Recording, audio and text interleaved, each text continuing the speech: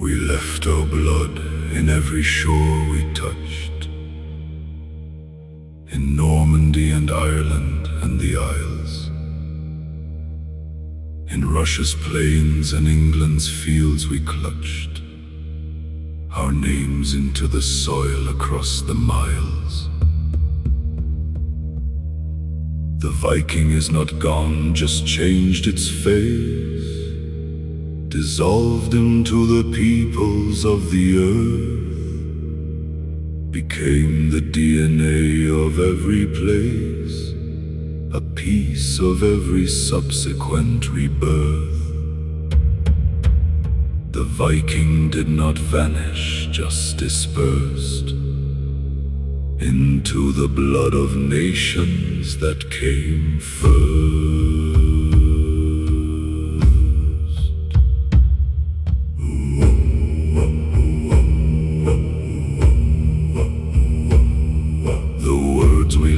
Are scattered through the tongue of English and of French and Norman speech, our nouns and verbs in living language strung, a presence just beyond the normal reach. The sky and window, husband, egg and knife, the anger and the ugly and the weak, the bylaw and the outlaw and the life of every Anglo-Saxon tongue we seek. The Viking speaks in every English word that from the Norse was borrowed and transferred. We gave the world its compass for the north, the understanding that the earth is round, the first to cross the western ocean forth and plant a name on undiscovered ground. We gave the thing to Parliament and law, the concept of the jury, trial and code. We gave the world the hammer and the saw of seafaring upon the open road.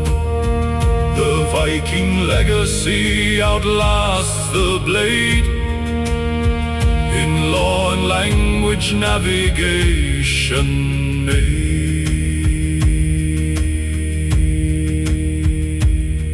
The children of the North are everywhere, in faces that have never seen a fjord, in hands that carry Viking craft and care, in hearts that feel the pull of the accord. You do not need the ancestry to claim the spirit that the North has always kept.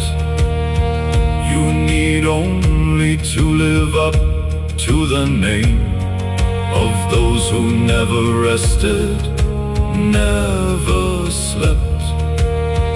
The Viking lives in those who choose the sea, the unknown shore, the will to just be free. So here we end where we have always been, at the water's edge with the wind against the face, with everything unknown still left unseen, and courage as the only saving grace. The long ships of the mind are always ready. The stars above are still the same old guide. The hand upon the oar must still be steady, and home is always on the other side. The Viking sails on in the human heart, and every every journey forward is the start.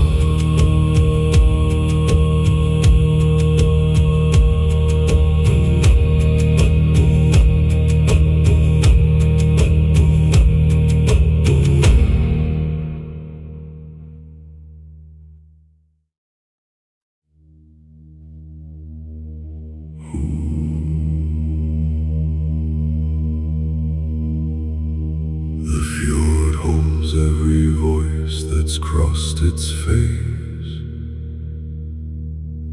the oar splash of 1,000 years of ships,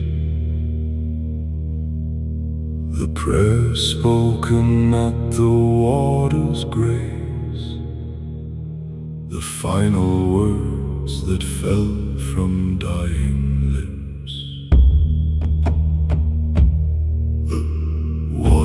Remembers what the stone forgets. It carries sound in layers of its cold. The newest ripple over older wets. A library of everything grown old. The deep fjord speaks to those who learn to hear, in the current's voice and the cold water clear.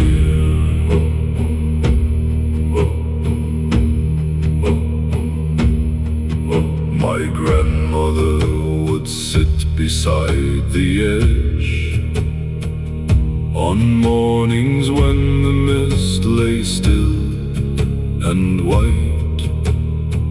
She'd hold her ear close to the water's ledge and stay there till the fog burned into light.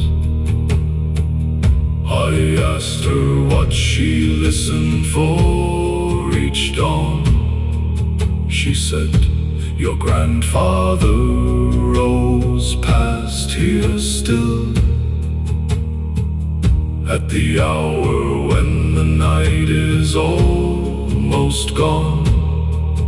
I hear his oar stroke if the world stays still." The fjord carries what love cannot release, the sound of those gone on into their peace. The diving men who gathered from the bed, the iron anchors of an older age, said something else was resting with the dead. A silence heavier than all that age. The helmets black with centuries of cold. The rivets green and shields dissolved to wood. But something in the water still was bold. The presence of the ones who understood. The drowned warriors guard the fjord below, and will until the final waters go. We built the longhouses beside the shore, not just for access to the trading lane, but to be near the speaking of the fjord, to hear the old world breathing out again. The children born beside deep water know a language that the landlocked never get.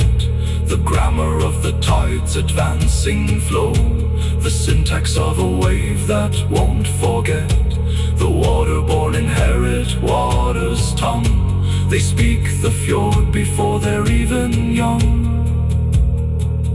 When I am gone, the fjord will carry me, the same as those who crossed it years before. My voice will join the water's memory, another ripple in the layered storm, and someone sitting at the morning's edge will hear something beneath the ordinary sound,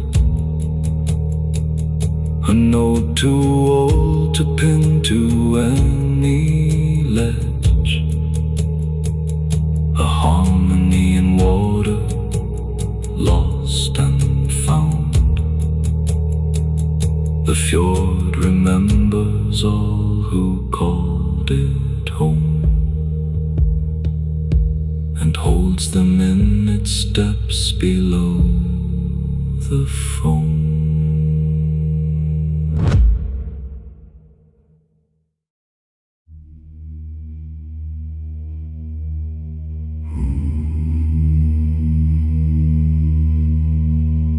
We rode the last 5 miles without a sail, the mast laid flat to hide against the grey, the oars wrapped in cloth to stop the tail of iron striking water on the way. The coast ahead showed nothing but dark hills, a single light still burning in a tower, the watch half sleeping in the morning chills, the settlement at rest before the hour. The silent approach is half the battle won. The raid succeeds before it has begun.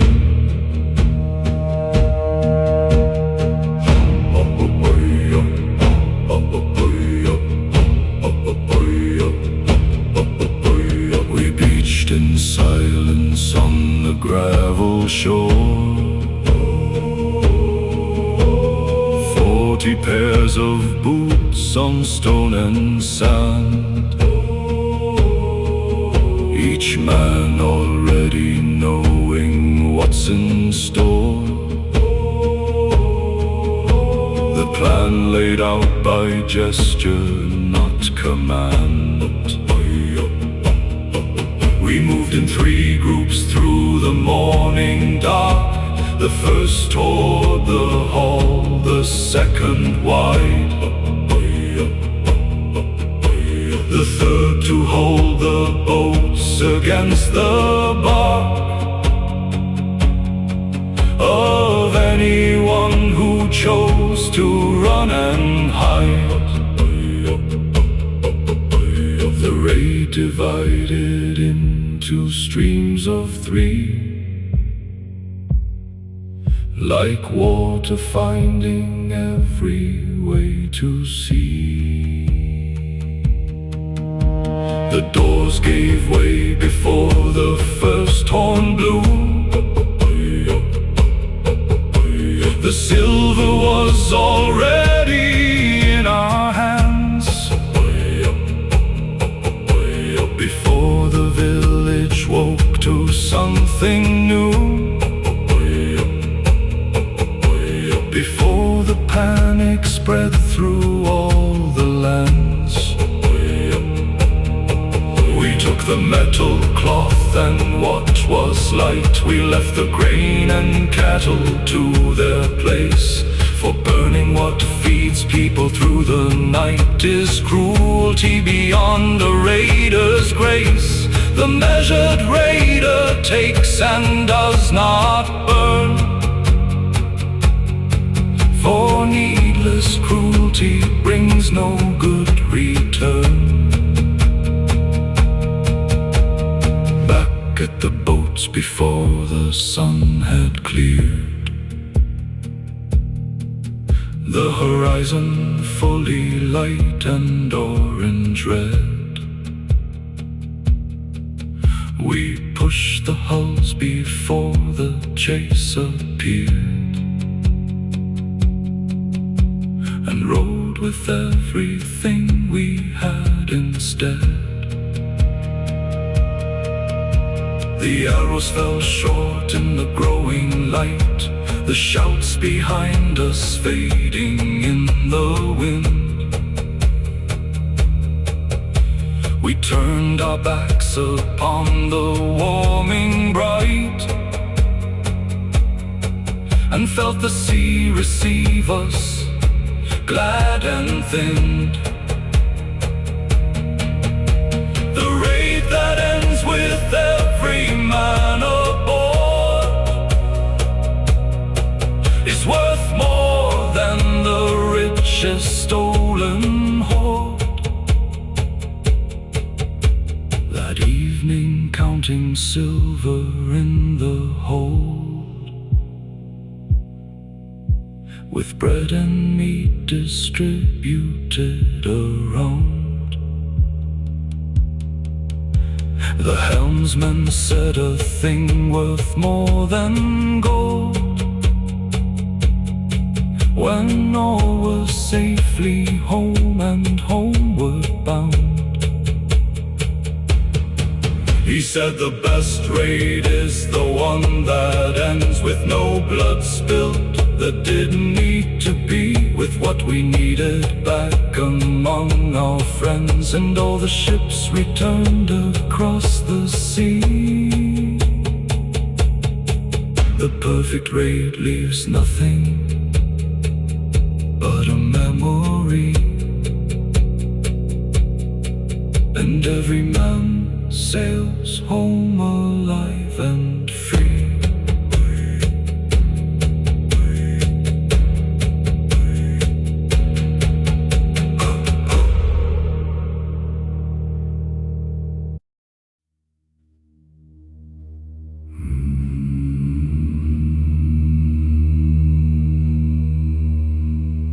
They banished Eric for the blood he spilled. 3 years of exile on the open sea. Most men would see that sentence as fulfilled when exile ends and they are finally free. But Eric sailed west past Iceland's edge, into the grey unknown beyond the maps. He followed rumor past the farthest ledge, and found the land that filled the frozen gaps. The exile finds what comfortable men never seek, the land beyond the ordinary peak.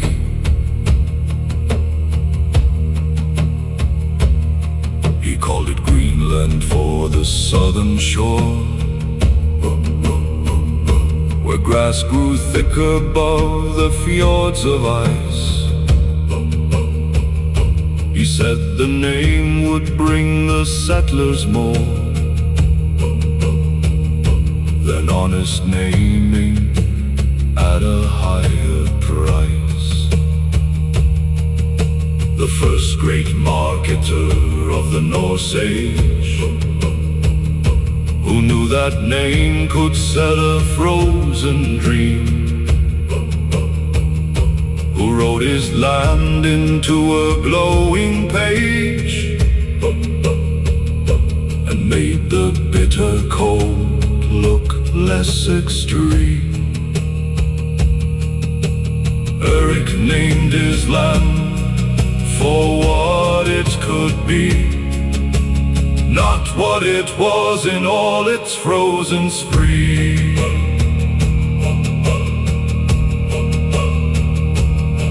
He went back home to Iceland for the ships, to find the settlers willing for the West. He spoke of Greenland with his salesman's lips, and made it sound like paradise at best.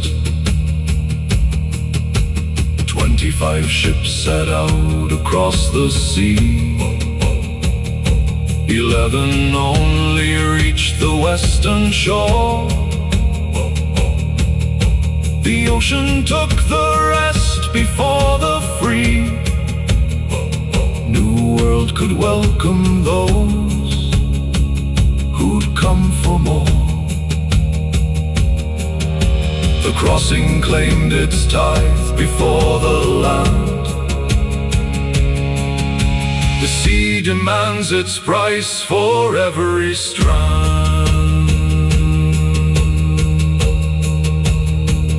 They built their farms along the southern green. They hunted seal and walrus through the year.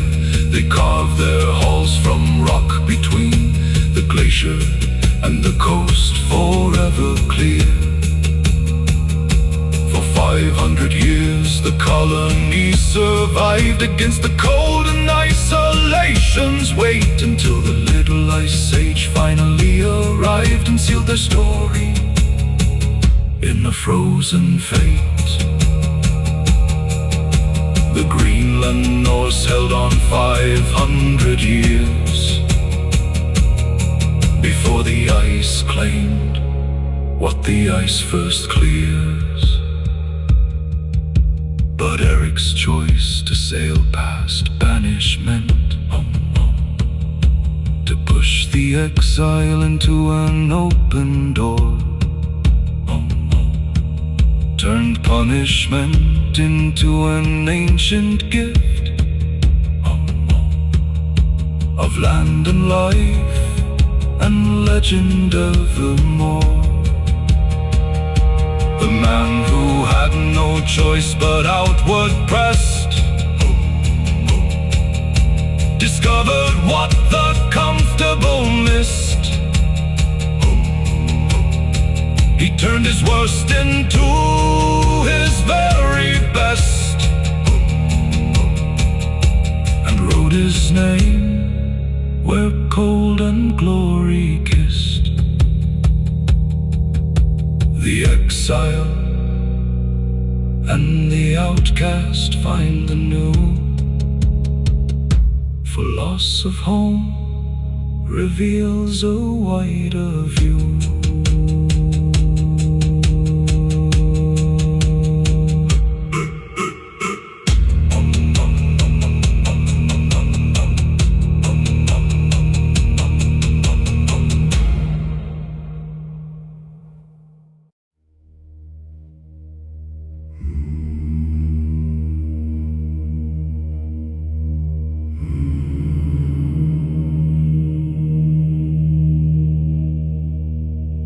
The fog came in before the dawn turned clear, a white wall moving slowly from the bay. It swallowed first the shore and then drew near, until the longhouse disappeared in grey. Inside the mist, the world grows close and small. The sound of footsteps changes wet and near. You cannot see 3 paces through the wall, and everything you hear seems very clear.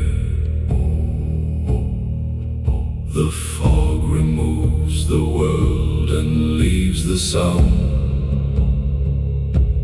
and in that sound the hidden can be found.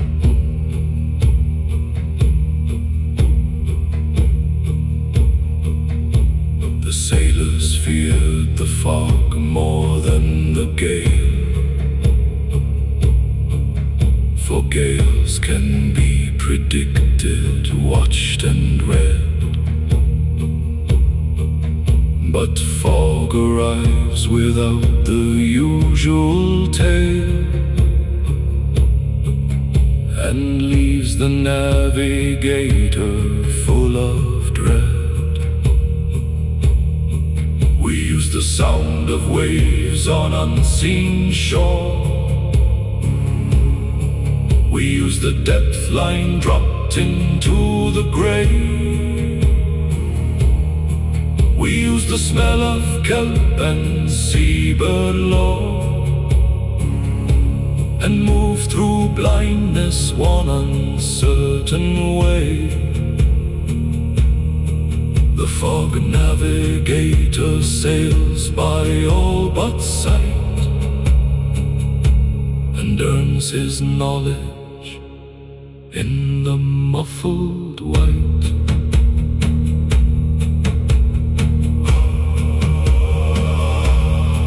They said the mist contained the souls of those who had no proper burial or name, who wandered in the white between two rows of life and death without a valid claim. The proper right released them from the drift, a name spoken aloud into the air. A small meal left beside the shore as gift, a moment's recognition, small but rare. The mist-bound soul needs only to be named, and given back the self that fear had claimed. I walked into the fog alone one dawn, to find the answer that had kept me still. I stood where sea and shore were equal drawn,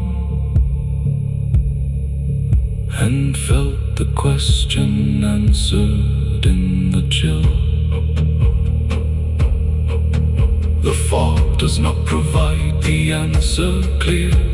It strips away the everything but core. It leaves you with the question bright and sheer, and lets you hear what you had missed before.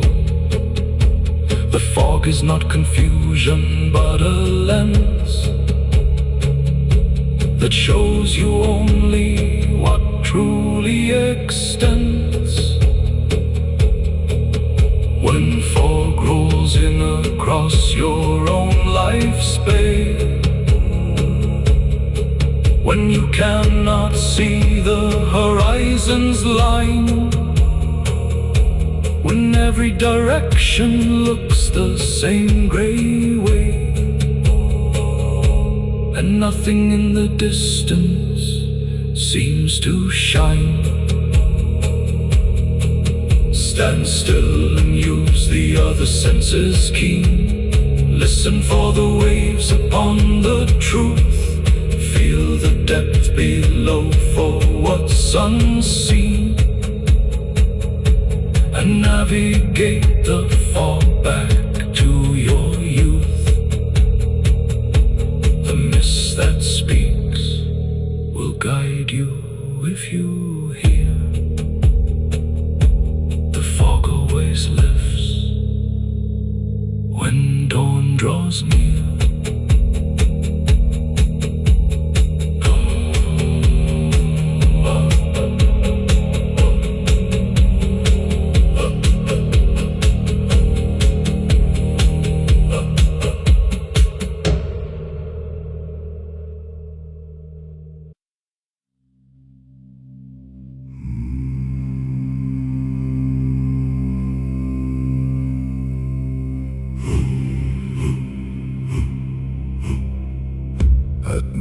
midsummer, when days refuse to end,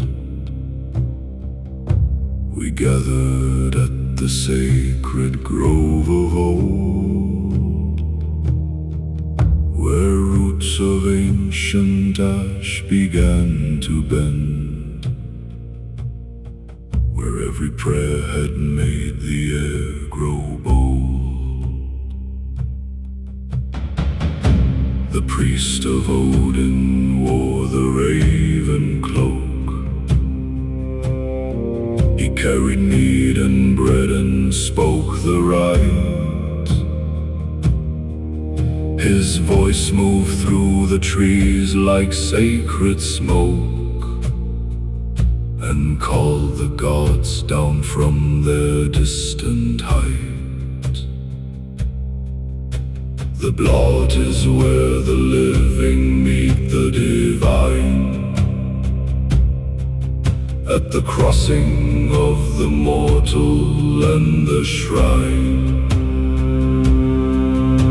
We brought what we could spare and laid it there, the best of everything we had that year. The finest grain, the strongest meat to share, the tribute that we gave without the fear. Not fear of punishment if we withheld, but the older fear of breaking gratitude. The primal need to give back what was held by grace and luck and seasonal latitude. The sacrifice is not to buy the God's will. It is the heart's accounting of the fill. The fire burned through the longest night of all. We danced and sang until the pale dawn broke. We told the oldest stories in the hall, and felt the year turn over when we spoke. The children stayed awake past any rule, their eyes wide open on the midsummer fire. They learned the rituals they would carry forward into the years beyond our own desire. Midsummer plants the sacred in the young, before the older ways are all unsung. The ash tree standing in the sacred ground had known 100 sacrifices more. Its bark was carved with names both lost and found, of those who'd prayed beneath it years before. I found my grandfather's name in the bark, 3 strokes of iron cut in younger hands, a rune I recognized against the dark, that linked me backward through the time's commands. The sacred tree holds names that time forgot, and keeps them in its rings, losing not. The blot does not demand the greatest price. It asks only for what you cannot keep, for what you hold too tightly, cold as ice, for what you love too much to share or reap. Give back what the year has given to you. Return the luck before it curdles proud. Speak the names of those you owe it to, and let the summer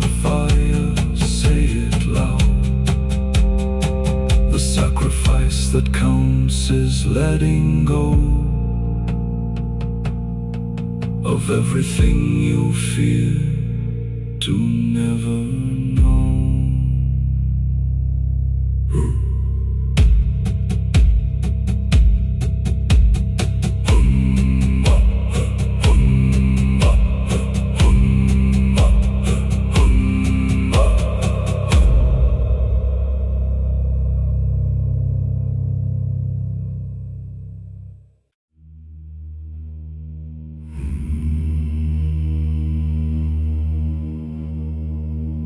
He came home famous, silver, rich and scarred. The raid had made his name across the coast. The skald had sung him in the evening yard and called him greater than most warriors boast. But what the skald had not sung was the price. The 3 long years of absence from the hall, the children grown past knowing him precise, the wife turned inward past his outer call. The price of glory is not paid in blood, it's paid in time, let run away like flood.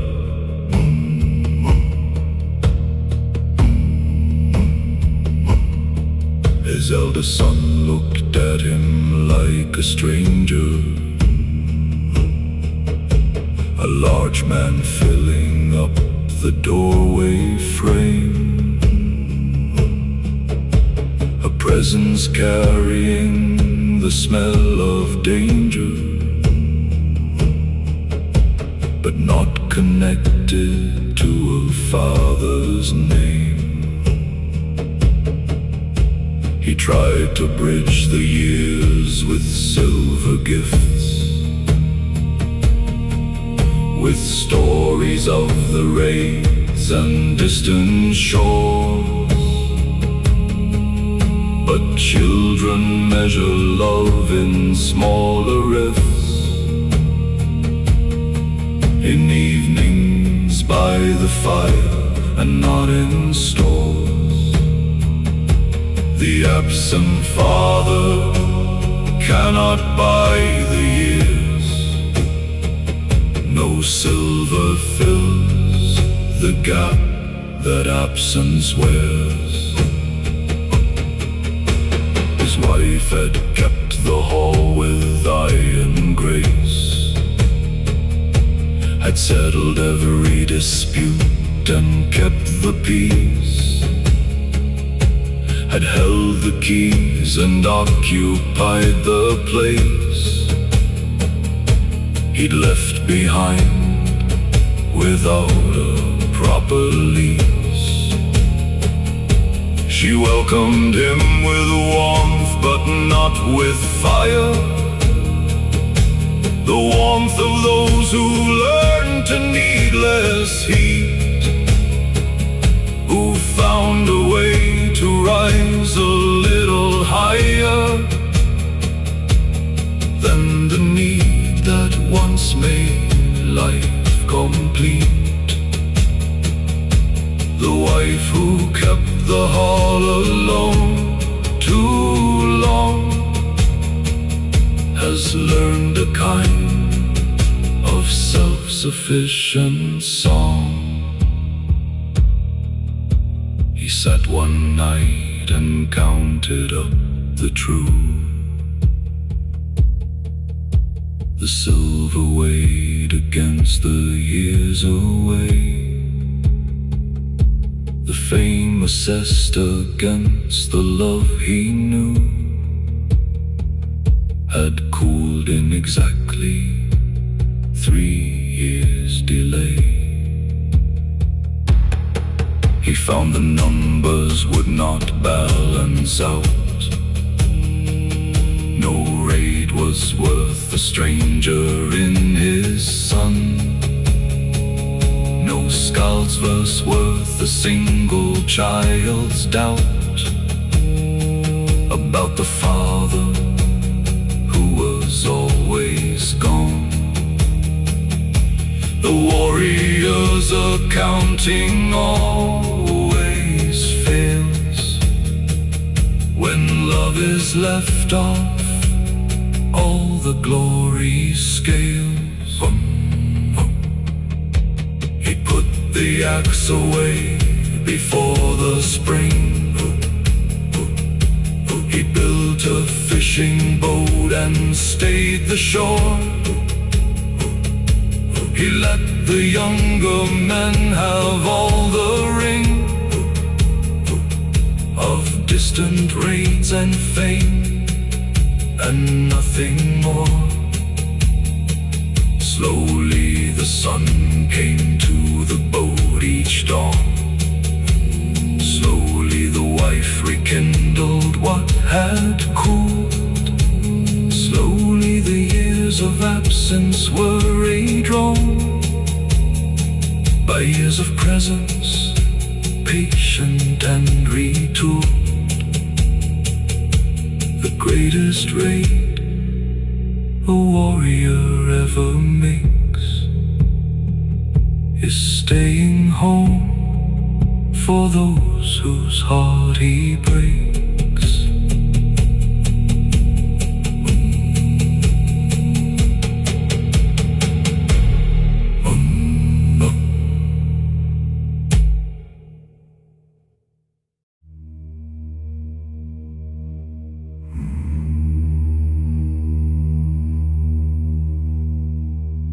No warrior has fought without the fear,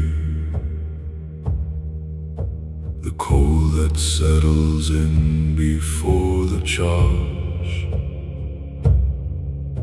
the moment when the enemy is near,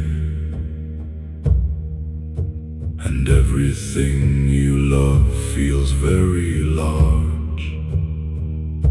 The shaking hand, the hollow in the chest, the voice inside that says, this is the end. These are not weakness, these are not a test. They are the price of courage round the bend. Courage is not the absence of the cold. It is the cold embraced and yet still bold.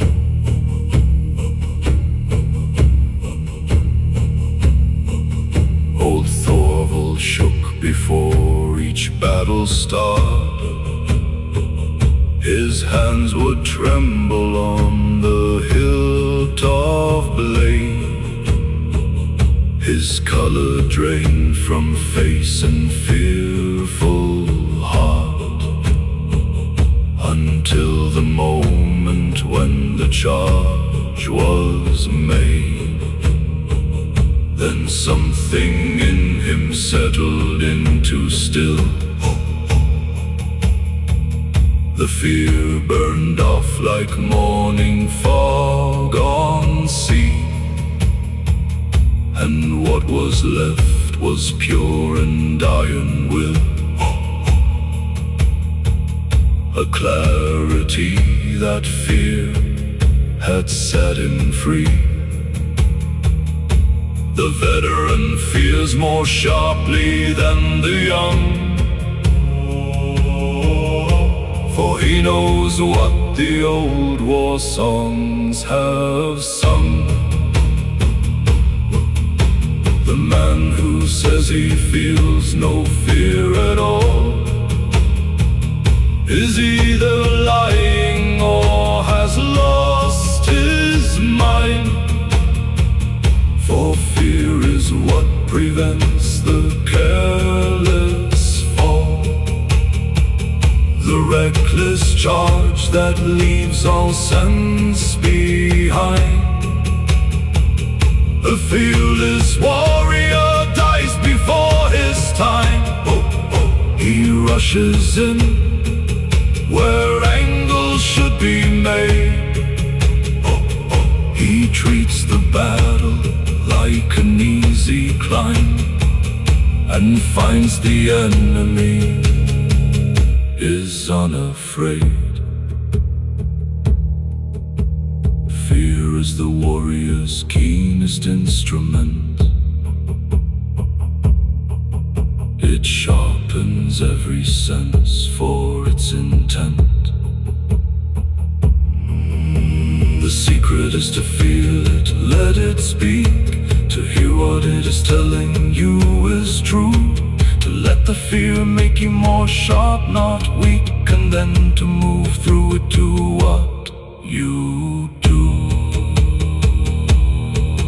Acknowledge it by name inside your chest. Say, I am afraid, and that is fair. Then take your shield and stand beside the rest, and let the fear become a kind of prayer. Fearing becomes a force that you can use. The unnamed fear is what makes warriors lose. After the battle in the quiet dark, when weapons cleaned and wounds have been addressed, the fear returns to leave its cooling mark, the body finally releasing the compress. Let it come, the shaking and the cold. Let it wash through you like the evening tide. For those who hold it and grow hard and old, while those who let it go find something wide. The cold heart of courage is warm inside. It feels the fear and chooses still to strive.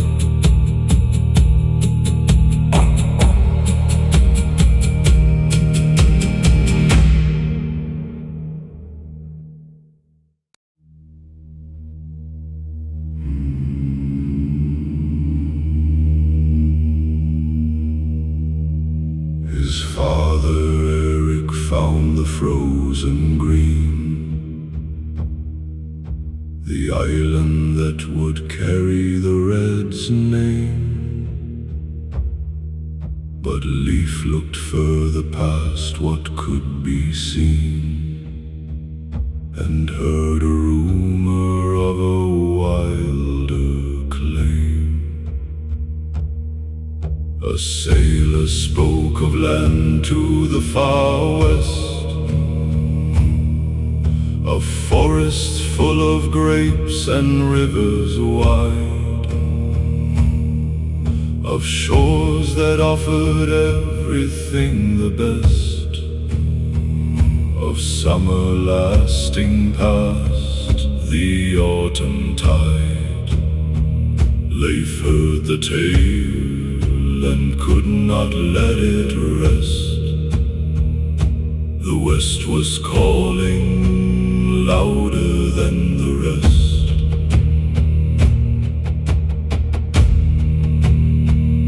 He built a ship from Greenland's precious wood, assembled 35 to sail the deep. They pointed west as every brave man should, and left behind their homes and winter's sleep. 3 weeks they sailed without a sight of land, the sea so empty that the men grew thin, with worry more than hunger and the brand of doubt that eats the explorer from within. The explorer's greatest enemy is doubt, the voice that says turn back before you're out.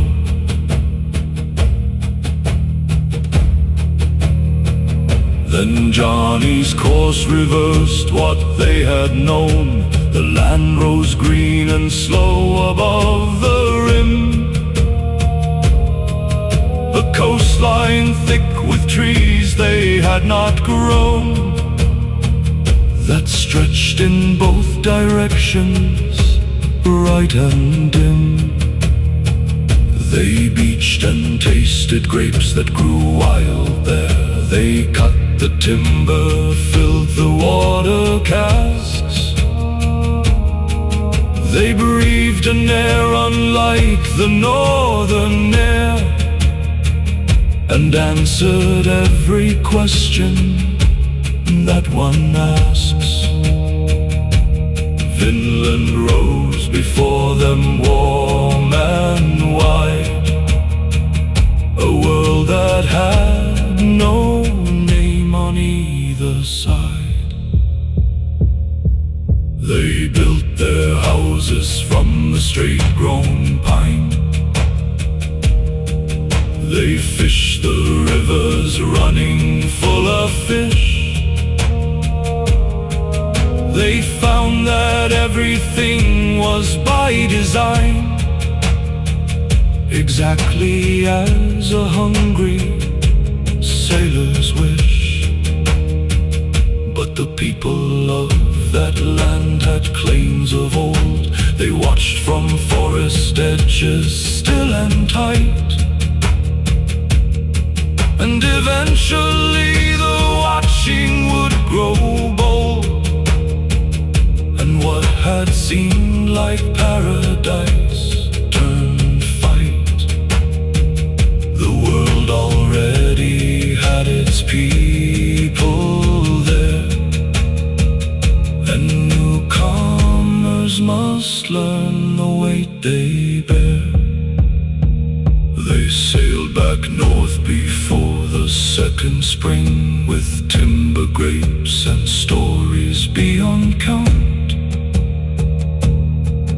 But Leif had felt the pull of everything that makes a man return to the first mount.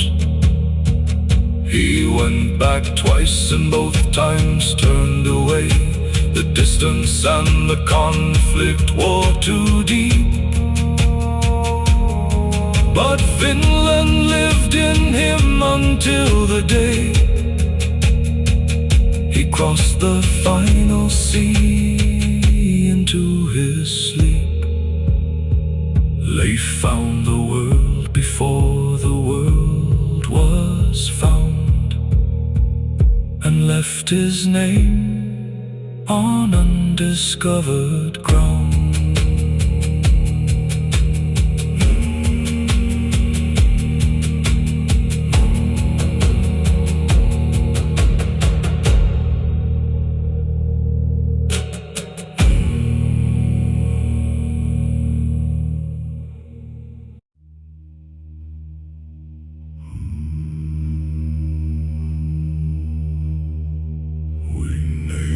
Our souls the way we named our sons, with care and weight and meaning carried along. For blades like children are the chosen ones that carry us through seasons dark and strong. A nameless blade is just a piece of iron, but named it becomes something more and deep. A partner in the storm and in the siren, a companion you are sworn to always keep. The name sword knows its purpose and its role. A blade with name becomes a blade with soul.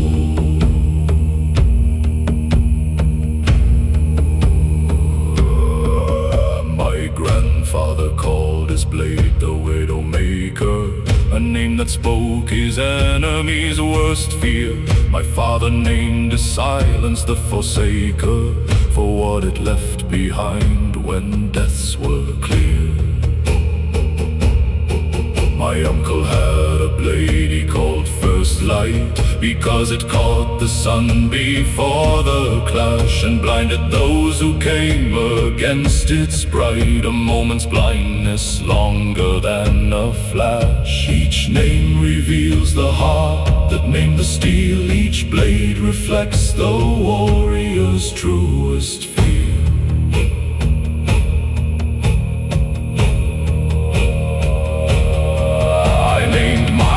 The third year of my raiding, when it had saved me once and twice and more, when I had felt its balance never fading through every test of water, fire, and war. I called it quiet, which surprised the men who said a battle blade should ring with might. But I had learned that the most deadly when's the blade that comes without a warning light. Quiet came and went without a sound, and left no man who'd heard it lying round.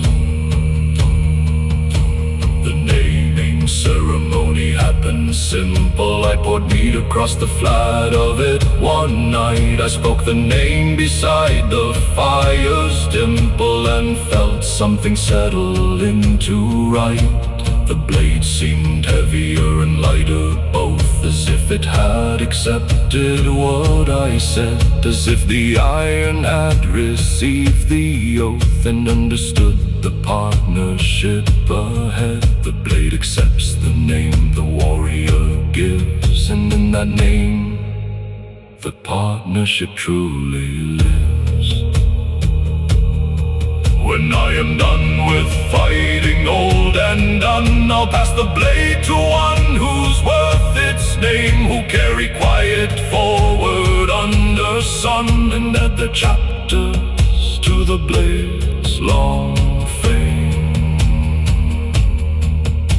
The sword outlives the hand that swings it first. It passes on through generations wide, each owner adding to its name's long thirst. Each victory a stroke of the sword's pride.